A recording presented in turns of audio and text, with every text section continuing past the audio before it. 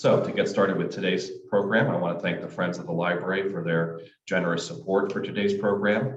And then for those not familiar with Ron, after decades spent traveling the world and picking up university degrees from Jerusalem, Harvard, and Geneva, Dr. Ron Brown settled in New York City in 1992. He's been teaching history, ethnic studies, and political science at Touro College and world religions at the Unification Theological Seminary for over 25 years. He has been deeply involved in the cultural life of New York City through his work as a featured speaker at the New York Historical Society, New York Council for the Humanities, and numerous other libraries, historical societies, colleges, and universities. And we're so happy to welcome Ron back today to take us around the world to Amsterdam. So take it away, Ron. Okay, well, thank you very much, Jeff. Once again, this is Ron Brown, Dr. Ronald Brown, and I'm continuing this really wonderful series on the great cities of the world. I'm sure a lot of you know that as I speak, the cities of the world are starting to open up again. And I am scheduled to leave on July 26 for Paris and then down to Marseille and Barcelona. But every time I pick up the newspaper, I look to see, oh my God, has there been another lockdown in Paris? I mean, and so, but I'm keeping my fingers crossed. So, well, for those of you who have been with me for some time on this series, you'll remember that the last time in June we did Angkor Wat, the great mysterious lost city of Cambodia. And then before that, we did Tel Aviv, fascinating city on the Mediterranean in Israel. And before that, we did Istanbul, and before that, Dubai. So we are continuing our whirlwind tour of the world by going to Amsterdam. So as Jeff mentioned, feel free to use the chat function, which is at the far right of your ribbon there where it says more. And when I'm finished, I will go immediately to the questions which people have typed in or comments or whatever. And then when we're finished, I will just throw it open and people can make comments, tell about their experiences, because as the subtitle here is Amsterdam, the city of canals, empire, hippies, and me. We can't forget that when you experience a city, it is an interaction between a city and you. And I always bring up the example that my first time in Paris, I was in my early 20s and didn't have a nickel to my name. So you can imagine Paris for a young guy with no money in his early 20s is very different than when I go back to Paris now with a whole stack of credit cards and everything else. So a city is not just a city, it's a city which changes. And of course, it is the person who constantly changes. So I'd really love to hear some of your experiences of Amsterdam, which I'm sure a lot of you have visited. So once again, the outline, the rise of Amsterdam. Every city has a history, develops its own unique identity, gradual and very difficult independence of Holland. And then Amsterdam, as we all know, from New York City, it was originally New Amsterdam. So the Dutch were out to build an empire. Finally, hippie heaven. Now that's the first Amsterdam I experienced back when I was in my 20s, which is still very much alive, but very different. And then the final word on this architecture of New Amsterdam. So let's get started. Now, here again, you see me, the way I looked in October, November in 1975 during my first visit to Amsterdam. And then in the next picture, you see me in July of 2019 on my second. So you can see the hair that was at the top of my head is a little bit sparser. my 30-inch waist. Well, I won't even tell you what my waist is now, but still, it's the same me, but experiencing two different cities, two different Amsterdams. Well, a little bit about the history of Amsterdam. Amsterdam is rather unique because it was right on the frontier, as you can see on the map on the left, the frontier of the civilized Roman Empire and the barbaric Germanic tribes beyond. The Great Rhine River and the Danube River were the two barriers that the barbarians to the north were constantly trying to cross and invade the Roman Empire. And the Romans built their forts along the line of the Rhine and Danube to keep out the barbarians. So from the very beginning, Amsterdam was a city between two worlds, the civilized world of the Roman Empire and the barbarian Germanic and Viking world to the north. And until today, the Rhine River is basically the delta that forms Holland today.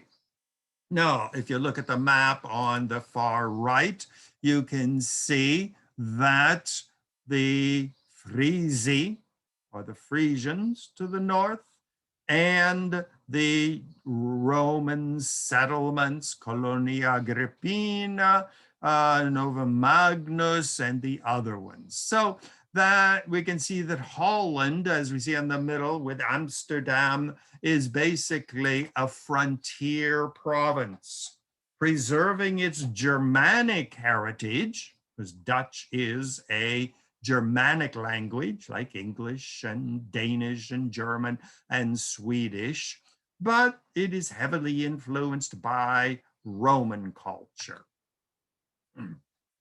Here on the left, we see the Rhine River going down from the Bodensee and Lake Constance on the border between Germany and Switzerland, dividing France from Germany, and then going up through Bonn and Koblenz and Köln, and then spreading out into a vast delta, which is Holland. So it's one of those cities like New Orleans, which is on the delta of the Mississippi, or Alexandria in Egypt, which is on the delta of the Nile. So on the right, we see that the nice Rhine River spreads into all kinds of rivers, such as the Isel, the Val, the Lake, the Het-Ige, and all kinds of other tributaries which flow into the North Sea,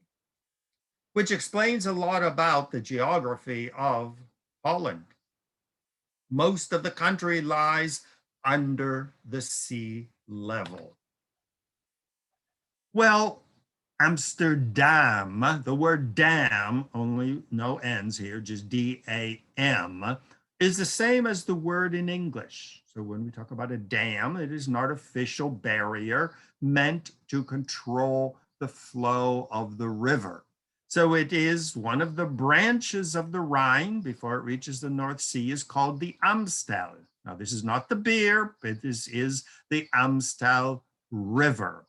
And so along both sides of the Amstel River, which flows right through the middle of Amsterdam, they built dams to keep the river in the river, keep the water in the river, and allow the land to be drained. So on the map on the left, you see the Amstel River flowing around the city of Amsterdam with dikes on both sides and dry land in between. So in a way, Amsterdam is built on an island. On the picture on the right, you see the city wall with all the little battlements sticking out, with once again the Amstel River flowing through the city. Dry land was created. So Amsterdam is an artificial city, very much like New Orleans. Don't forget, New Orleans, 90% of the city lies below sea level. So it's like a big dish waiting to be filled by floods and hurricanes. Here again, we see that even today, Amsterdam has its ring going around. You see the Amstel River flowing through the city with all kinds of barriers meant to keep the water out and low-lying areas open for habitation. So this ring, this half-circle layout of Amsterdam, where the dams protect the land and drain the water into canals, which eventually flow into the North Sea. I bet as soon as you get out of Amsterdam, you see the land which is at the bottom on the right. You see swamp. I mean, that could be New Orleans. That could be Alexandria in Egypt. But only through careful land and water management were you able to build the city. Now, Amsterdam, once again, and Holland, was on the border between the Holy Roman Empire and the Kingdom of France. So once again, Holland, and especially Amsterdam, remained a city straddling two empires. On one side was the King of France in Paris, and on the other was the Holy Roman Empire, which, as they say, was neither holy nor Roman nor an empire, but it was the German Empire. Now, Amsterdam was built, the first mention of Amsterdam was in 1270, when the Holy Roman Emperor decided to build a port city in what is today Amsterdam. In 1306, the city was granted city rights, which meant they could open businesses. You were no longer a peasant on the fields, but you were a free man living in the city.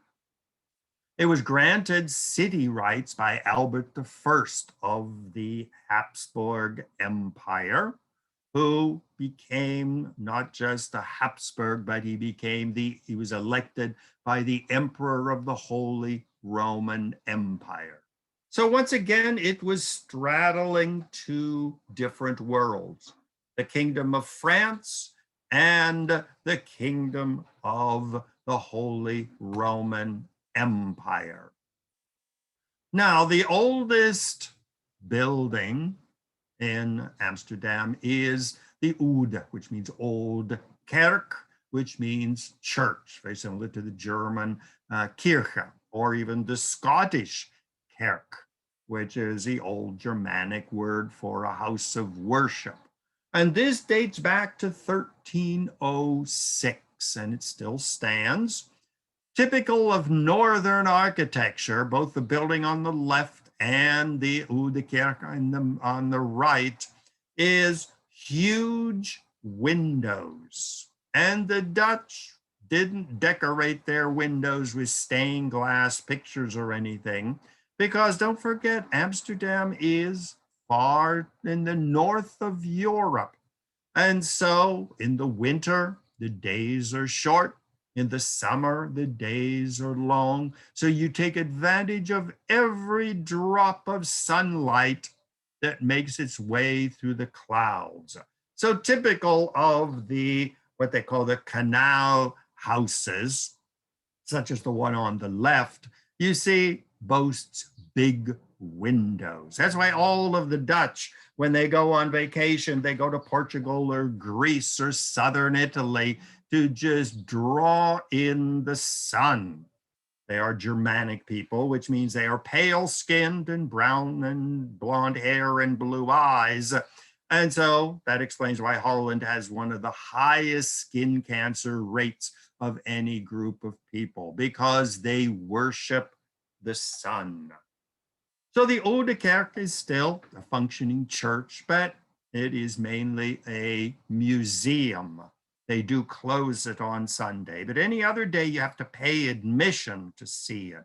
So I got very religious when I was in Holland, and I went to church services all the time because I could get in for free. Whereas if I go on in any other day, I would have to pay.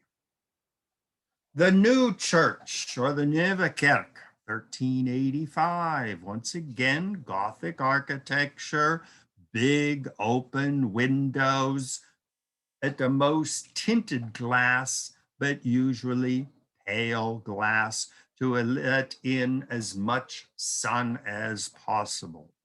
Now in the middle, we see the medieval city wall, the red line back in the 1300s. Well, as the city would expand, they would push out into the swamps surrounding the city, build another canal, drain the water into the canal, and have dry land between the old canal and the new, which is why you see the city with concentric semicircle canals. The land between opening up for houses and buildings and churches, and the water drained into the canal and eventually into the river. Well, Holland and Amsterdam became a sea-going people.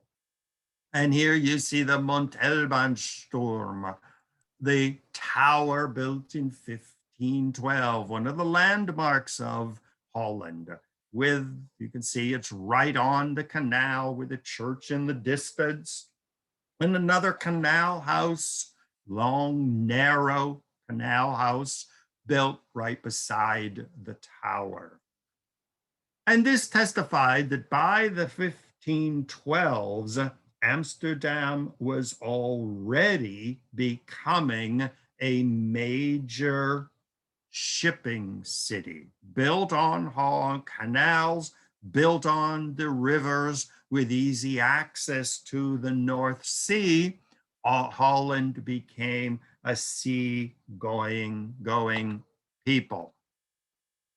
Well, unfortunately, in the Middle Ages and up into the 1500s, Holland was part of the Holy Roman Empire. You can see the map on the left in 1519. The Habsburgs were basically a family that originated in modern day Switzerland, and through some rather shrewd bargaining and even more shrewd marriage alliances, ended up taking over southern Italy, Sardinia, Spain, what is today Holland, big chunk of Belgium and Luxembourg, Switzerland, half of Poland, the Czech Republic, big chunks of France. And the Habsburgs in the 1500s ruled the largest empire of the day. Constantly a war against the French, constantly a war against the British, constantly a war against the Russians and the Slavs to the east. Well, gradually, the Dutch got sick and tired of being ruled by the Catholic Habsburgs of Switzerland, Germany, and Spain. And they started demanding independence. Well, as in Europe, if you want independence, you want to stress your differentness from the Habsburgs. The Habsburgs, Spain and southern Russia and northern Italy, were fiercely Catholic. So when Martin Luther started preaching Protestantism, the Dutch very quickly adopted this new religion, not so much because they believed in Protestantism, but because they wanted to differentiate themselves from the Catholic emperor of the Holy Roman Empire and Spain, which occupied Holland. Well, Independence War began in 1568 and lasted for almost 100 years. Well, at the time, Holland was divided. You see Utrecht province, you see Zeeland in the middle, you see Flanders, and you see Luxembourg. And so these areas started cooperating, opposed to both the Holy Roman Empire and the Habsburgs of Spain. So the War of Independence was a long and a bloody war. Here we see the Protestant areas, the Germanic Protestants of the north, the Finns, Estonia, Latvia, northern Germany, Denmark, Iceland, and England, and Scotland became Protestant. And France, Spain, Portugal, and Italy remained Catholic. So once again, Holland found itself on the frontier of two civilizations, the Roman Catholics of France and the papacy, and the Protestants on the right. Well, the Dutch didn't want to be called Lutherans. They didn't want to be called Calvinists. They didn't want to be called Catholics. So they invented their own form of Christianity, which is today called the Dutch Reformed Church, strongly influenced by Calvin down in Switzerland. And they established their own particular branch of Protestantism.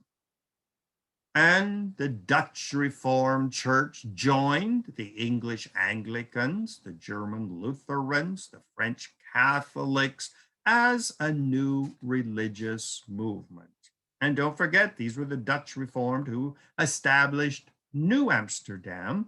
And in New Amsterdam, they made the Dutch Reformed Church the national church, just as it was back in Holland. Well, Holland was busily looking for allies. I mean, it's not easy to declare war against the Holy Roman Empire and Spain and Portugal and France, who remained Catholic. So the Dutch basically threw open the doors to any persecuted religious group. The Huguenots, who were eventually expelled from France, ended up getting a warm welcome in New Amsterdam. In fact, the famous Peter Minuit was actually Pierre Minuit. That's the guy in New Amsterdam who allegedly bought Manhattan from the Indians for $24 in trinkets. So the French Huguenots were welcome. They built their church in 1574. You see the exterior on the left, and in the top, you see the typical Huguenot church. Anabaptists, which we call today Mennonites and Amish, were also welcomed into the Dutch community. In fact, Menno Simons, where we get the word Mennonite, was in fact Dutch. Now, what distinguished the Anabaptists, both Mennonites and Amish, were the fact that they only baptized adults. They believed there was no coercion in religion. So you shouldn't baptize little tiny babies. You shouldn't perform circumcision on little tiny baby boys. This is forced religion. If you want to become a Christian, you had to be a free will adult and request admission into the Mennonite or the Amish church. So, of course, they were persecuted by the Catholics fiercely, because they would go around and tell all these Catholics in Spain and Germany and Austria and Italy, you're going to hell because you weren't officially and correctly baptized. So they were welcomed by the Dutch, not so much because the Dutch Reformed Christians loved Huguenots or Mennonites and Amish, because they needed allies in their almost century-long struggle for independence. When the Spanish finally got their act together and decided that Spain was going to be united under Isabel, Queen Isabel and Ferdinand. Of course, Spain, like every other country, said there should be one national religion. So the Protestants, the Jews, and the Muslims of Spain were given the choice: convert to the official religion of the country or get out. Well, large numbers of Spanish and Portuguese Jews found refuge in Holland. Here we see the famous Portuguese synagogue, which dates from 1671. Ladino speaking, they were not Yiddish speaking Jews from Central and Eastern Europe, and they contributed mightily to making Holland and especially Amsterdam a major shipping country. Of course, we all know the story of Anne Frank, the diary of Anne Frank, showing the ongoing presence of a Jewish community, Sephardic Jewish community in Amsterdam. Now, of course, we all know the story of the English Puritans. These Puritans who left England, fled to Holland in 1608 and settled not far from Amsterdam in Leiden, the university city. Well, they were the ones who were afraid that their children were going to assimilate and become Dutch. So they got on a boat and sailed from Holland back to Plymouth, where they picked up some more people, and they settled Plymouth Colony in Massachusetts, ended up building the Puritan colonies of Massachusetts, Connecticut, New Hampshire, Maine, and Vermont, and even influencing very strongly Rhode Island. In fact, the Puritan church in Leiden still stands. You see the picture on the right. So the Dutch had, by necessity, admitted all kinds of people. I mean, these people who were being burned at the stake as heretics in every other civilized place in Europe were not only allowed to immigrate to Holland and especially Amsterdam, but build churches, build synagogues, participate in the life of this growing city. And even more importantly, they were admitted as allies in the century-long struggle of Holland for independence from the Habsburg rule. Well, the Dutch Renaissance of the 1500s was sort of an explosion of artistic creativity. In fact, until today, Holland has some of the most magnificent paintings of what is called the Dutch Renaissance. We have the Italian Renaissance of the 1400s in Italy. But Holland, the growing city of Amsterdam, with its diversity of peoples from all over the rest of Europe, fiercely insisting on preserving their cultures, their languages, their identity, contributed to what is really until today claimed to be the Renaissance, the artistic golden age of Holland and especially Amsterdam. Painters like Hieronymus Bosch, Rembrandt, the Bruegel family, Van Scorel, Johannes Vermeer, Frans Hals, painted very allegorical, such as the Bruegel paintings, but also very realistic paintings, such as the Frans Hals portraits. The Dutch artistic Renaissance was very much like the Italian Renaissance, very much oriented toward how people actually looked. What were the furnishings of a house at the time? What were people wearing? What kind of hairdo did women have? What books were they reading? And so even though Holland was at war for most of this period, it still was a center of artistic creativity. I spent many hours on my second visit when I had the money to pay the admission to the famous Rijksmuseum. Reich in Dutch means the kingdom. And so it is the Museum of the Kingdom of Holland. One of the most famous paintings is Rembrandt's Night Watch, which dominates an entire room in the Rijksmuseum.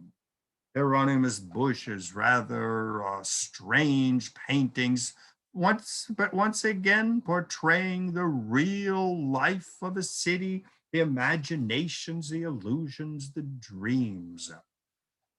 The building of the Rijksmuseum is really one of the high points of any visit to Amsterdam, and you can just wander through and see the greatest creations of the Northern European Renaissance. Well, as Holland grew in power, immigrants arrived from all over the world. Holland, along with Portugal, established the first two world empires. Before England and France started building their world empires, Portugal and Holland set out to conquer the world. 1624, we see a map of New Amsterdam. We see the city wall, which is today the Wall Street. We see Broadway going north and south, top to bottom. We see the North River and the East River, as they were called by the Dutch. And at the very bottom, Fort Amsterdam. Well, the Dutch started building their empire, not just New Amsterdam and the states of New Jersey, Pennsylvania, New York, most of Connecticut, most of Massachusetts was part of the Dutch land claim in North America, but they staked out colonies in South America and Caribbean islands. In fact, a huge chunk of Brazil was conquered by the Dutch around the city of Recife. The original name of Australia, which was settled by the Dutch, was New Holland. South Africa, the Cape of Good Hope, was settled by Dutch sailors as a stopping off point going from Holland to its colonies in Asia, Sri Lanka, and what is today Indonesia remained a Dutch colony until after World War II. So Amsterdam was not just another European city, but it was, very proudly so, the capital of a world empire. The Dutch West India Corporation, established in 1621, they were the ones who established New Amsterdam 3 years ago. Indonesia, today the fourth most populous country on the face of the earth, was a Dutch colony, conquering island after island, building a brand new capital called Batavia, which is today Jakarta, in 1780. Now, of course, the spices of Asia, the pelts and the beaver's furs of North America, the sugar and the cotton of South America, the slaves of Africa made Amsterdam fabulously wealthy country. Indonesia, as you can see, first taken over in 1619, remained a Dutch colony until 1949, the year I was born, when it was finally granted its independence. Dutch New Amsterdam. Now, we tend to think of New York and New Amsterdam as the Empire City. Well, where did that name come from? Well, it came from the fact that, as you can see on the map on the left, New Amsterdam was not just another dumpy little town like Philadelphia or Boston or Cape Cod. It was the capital of an empire. Massachusetts, Vermont, all of New York State, all of Pennsylvania, all of New Jersey, even claiming that little green area at the bottom, Delaware, and the whole way up to the St. Lawrence River. So New Amsterdam was an empire city. And New Amsterdam also ruled under Peter Stuyvesant, a big chunk of Brazil, islands in the Caribbean. South Africa was ruled by Peter Stuyvesant from New Amsterdam. It was the Dutch who established Flushing, the original town of Vlissingen. It was the Dutch who established Philadelphia, Albany, Brookline, and so many other cities which we know, such as Coney Island, the island of rabbits, Hoboken, were all established by the Dutch. So the Dutch left a very strong imprint on New York. First, New Amsterdam as the empire city and as the capital of an empire. In fact, the seal of New York until today has the Dutch windmill at the middle of the seal, a Dutch sailor on the left, a manatee's Indian on the right. Those two little animals you see in the seal are beaver, which the beaver pelt was the #1 export of the colony. The two barrels do not contain Dutch beer. They contain flour, because New Amsterdam was a major agricultural colony, taking wheat, grinding it into flour, and exporting it around the world. And this seal is still used today. On the right, you see the Dutch seal from 1686. On the left, 1625. And in the middle, you see the Dutch seal today, used by policemen. So as I tell my students at Toro, the guys, I say, the next time you're arrested by the police, look at his badge and ask him if he knows what his badge means.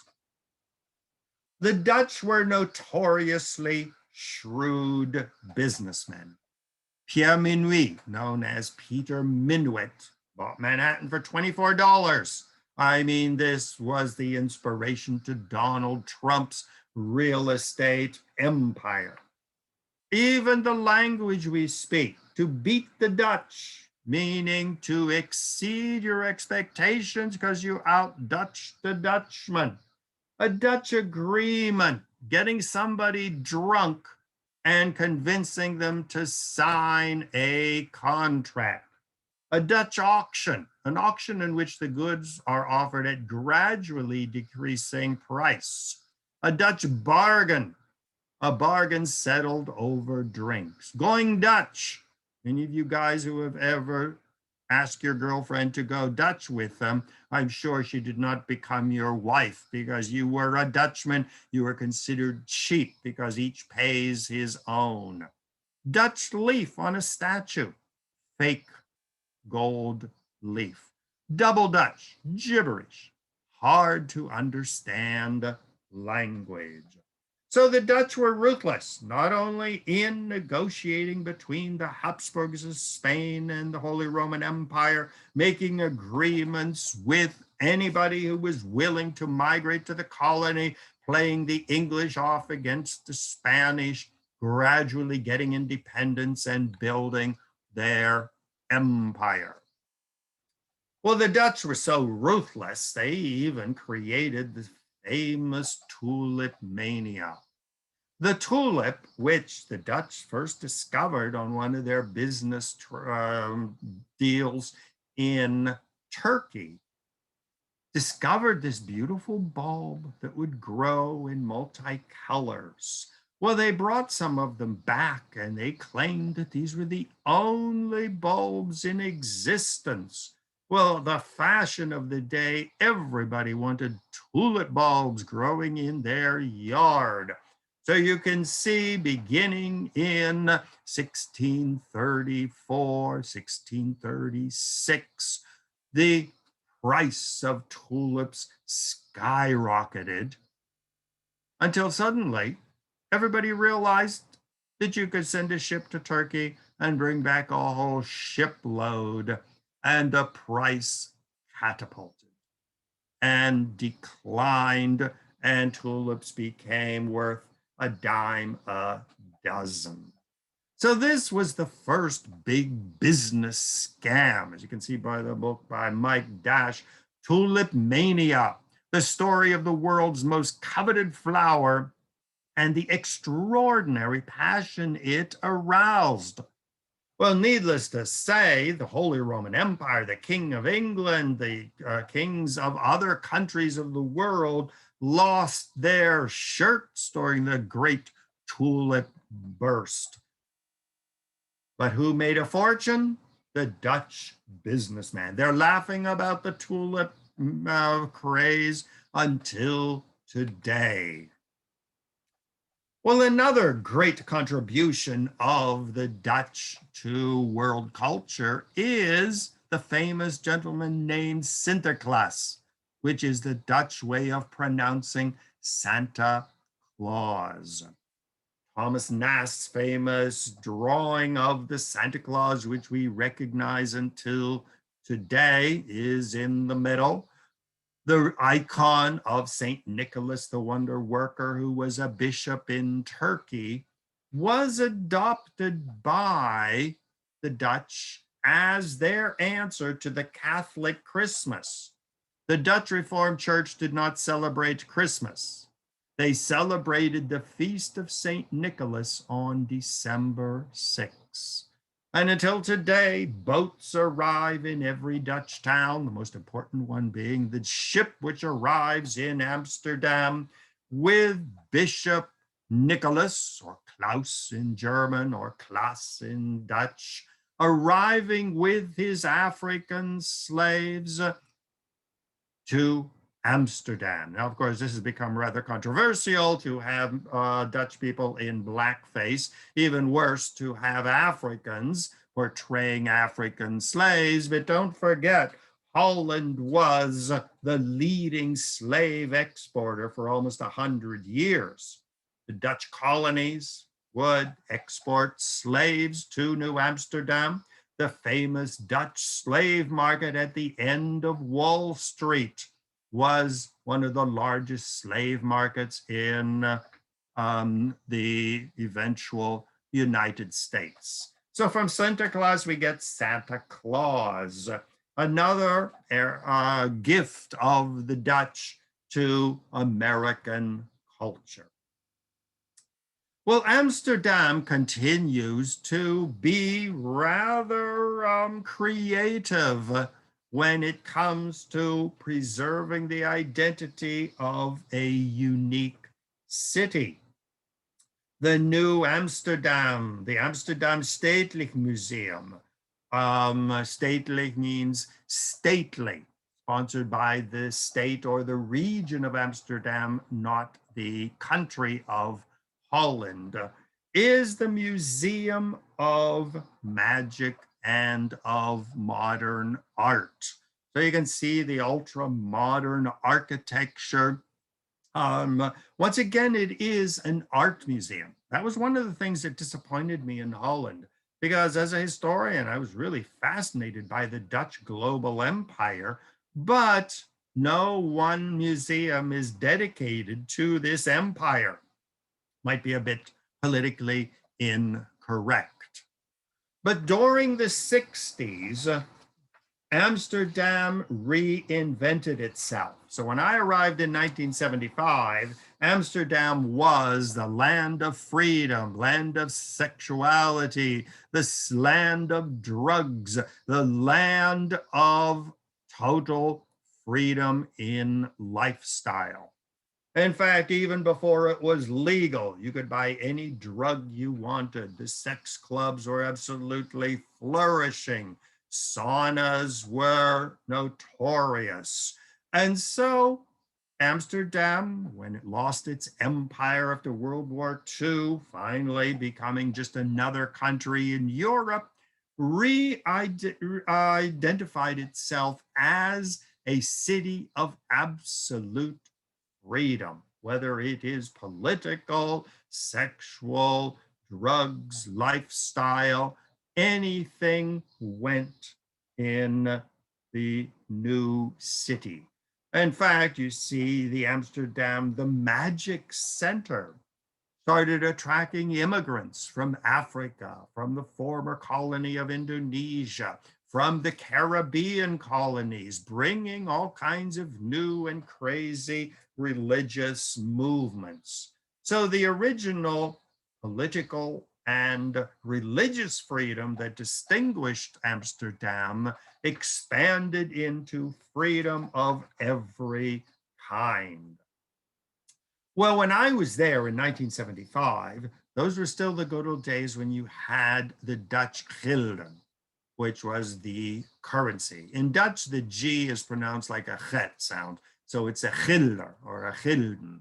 And so we see the 25 note currency before Holland joined the European community and accepted the euro as its currency. I stayed on one of the many canal houses along the Prinsengracht. And here we see the Prinsengracht, Prince's Canal, with the distinctive Amsterdam canal houses. Now, each of these houses was a family house, but the ground floor was always a business establishment with storage on the upper floors and the family living in the upper two floors. Many of the buildings are still very much that, although most of the industry has moved out of the city and they've transformed the ground floor into restaurants and clubs and bars and dividing the rest of the house of the building into apartments. Well, I was living in Jerusalem at the time in 1975, but when I wanted to go back to the United States to visit my family, I lived in Jerusalem for 5 years. I could never make any money in Israel because Israel was still very poor in those years. So I would fly from Tel Aviv to Amsterdam, and I would spend a couple weeks in Amsterdam working as a physical laborer restoring canal houses. I spent many a wonderful vacation in one of the Prinsengracht canal houses doing restoration, since I'm very good with electricity and plumbing and all kinds of woodwork and sanding and painting. And so they would pay me, friends I'd work for a couple of weeks. They would then buy me a round trip ticket from Amsterdam to New York, where I'd visit my family, then back to Amsterdam, another 2 weeks of work, and then back to Jerusalem, where I was doing my first MA. Well, Amsterdam was and remains until today the land of sexual freedom. You can see until today along the free sex areas, the ladies of leisure working in their windows, displaying their goods. It was a total liberation area for anybody, whether you were lesbian or gay or didn't know what you were. Any type of sexual fantasy could be and is still very much a part of the Amsterdam cultural scene. Drugs were everywhere. Holland was one of the first countries that legalized drugs, whether it was hash or hard drugs. You had your famous coffee shop, which was misnomer because they sold everything but coffee. And you see the highly decorated pot shops on the right. It was not at all uncommon to see people completely stoned out of their minds laying on the streets. You see the famous hash, marijuana, and hemp museum, testifying to the 60s and the 70s of the golden age of the drug and wild sex scene in Amsterdam. Now, a lot of this came to an end with the plague of AIDS. the sex clubs, the bars, the saunas, the backroom clubs, and a lot of the drug centers were largely shut down. So places like the Hash, Marijuana, and Hemp Museum testify to those golden years of totally liberal Amsterdam of the 60s, 70s, and up into the early 80s. One of the delightful things of Amsterdam is just a city of architecture. People coming from everywhere and anywhere not only brought their religions, their cultures, their traditions with them, but Amsterdam has its own distinctive architecture. See here one of the bridges going across a canal, and you see the typical ground floor, which was the business establishment, and upper floors were for residents. But the typical pinnacle, the stepped pointed arch of the top floors is very typically Amsterdam. And here you see a building on a corner with two step pyramids going up on either side. Another thing that you notice is there's always one smaller window way up at the top. If you look at the building on the left, you see that dark colored building. At the very top, under that little archway, there's something sticking out into the street. That was the site of a giant pulley where they would have a rope that went down and you would pull up the merchandise from the wagon in the street and take it in one of the windows. That's why the windows are so large, because you could take a ton of tea, you could take a grand piano, you could take bales of cotton, take them in the window, and then go down for another load. So these town houses, these canal houses, were not just residences they are now, but they were business establishments. A lot of people couldn't afford and can't afford to live in Amsterdam, so living on a canal boat is a permanent solution to the living situation in Holland. Now, you don't have to worry about flooding because the canal boat rises and lowers. In fact, a huge portion of the population lives on canal boats. Now, the canals are today relatively clean.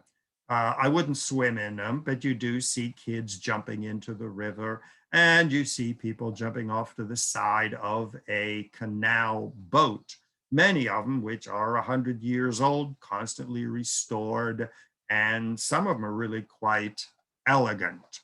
So the canals are really one of the high points of visiting Amsterdam. And in fact, parades are held on canal boats, whether it's the Feast of St. Nicholas with Sinterklaas and his African slaves going up and down the canals, gay pride, women's movement, birthday parties of the king and of other important people. A canal parade is similar to the ticker tape parades of New York. Many of the canals are lined on both sides with canal boats, such as the one at the bottom. But now you see people on all kinds of motorized surfboards and whatnot going up and down the canal. On the right, you see it looks a relatively nice, clean water with some very elegant boats. Some of the boats have even been made into hotels and very exclusive restaurants. Well, this was not always the case because the canals in Holland were also the sewage system of the city. In fact, until World War II, the canals were notoriously putrid, polluted, and even dangerous. You can see the picture on the left, one of the canals, but you see the cars. This is post-World War II, where many of the canals were still totally polluted. But gradually, beginning in the early 1900s, a modern sewage system was installed. And you see pump stations, which you can still see today, which are working, which draw the water in from the canals, clean it, purify it, and pump it back into the canals. So until World War II, the canals didn't have that same delightful aspect that they do today. Now, when I travel, I always stay, as most of you know, in cheap hostels. When I was in Amsterdam in July 2019, I stayed at the Sarfati Hostel.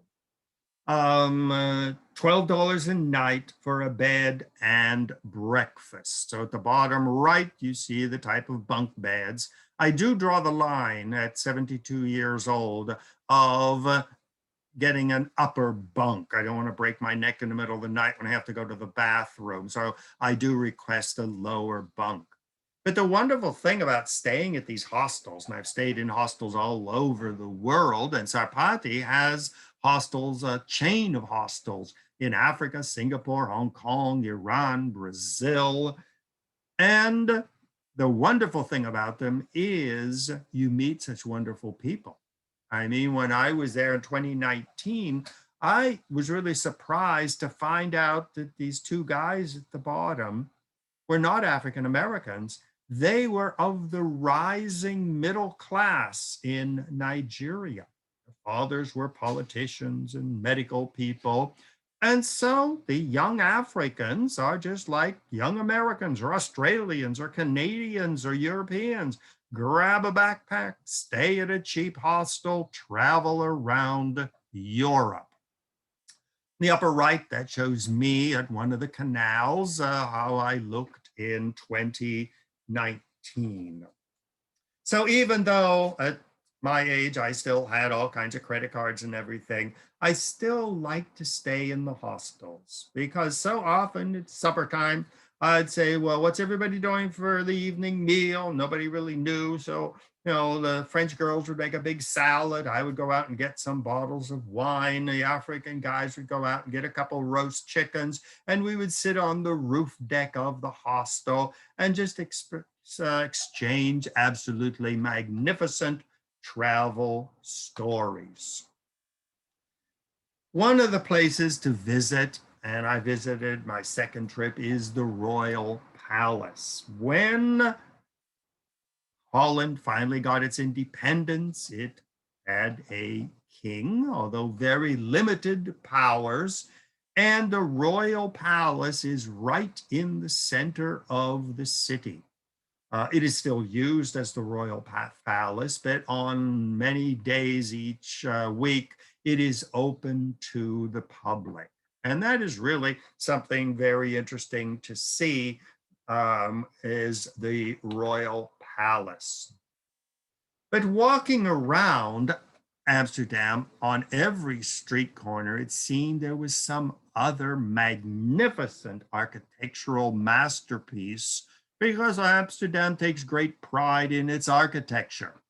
And quite by accident, I stumbled upon the Grand Hotel Arnath, which is built in 1913, a masterpiece of Art Nouveau brick architecture. See the entranceway made of the Roman bricks, the smaller bricks, not the big red bricks we use in the West. And you see the sculptures on either side at a point where two streets come together overlooking the canal. Well, I walked in and right away the concierge came up and said, are you interested in a room? And I said, no, I would just like to visit the hotel because I love eccentric architecture. Well, he not only said, sure, come in, but he called out a guide and I got a personal private tour of the hotel. Another typically Dutch thing. I mean, I didn't hesitate to knock on somebody's door and say, could I have a tour of your house? And the people were very proud of their houses. These are some of the pictures I took on the inside. At the top, there was a beautiful, once again, clear glass or slightly frosted glass atrium to let in as much light as possible. Beautiful Art Nouveau architecture. The bottom on the left, you see a close-up of some of the sculptures. On the right, you see the interior with marble, the entranceway to the elevators. And at the bottom, you see some of the repoussé metalwork, which filled the dining room and various other areas. Now, New York or New Amsterdam remains very proud of its Dutch heritage.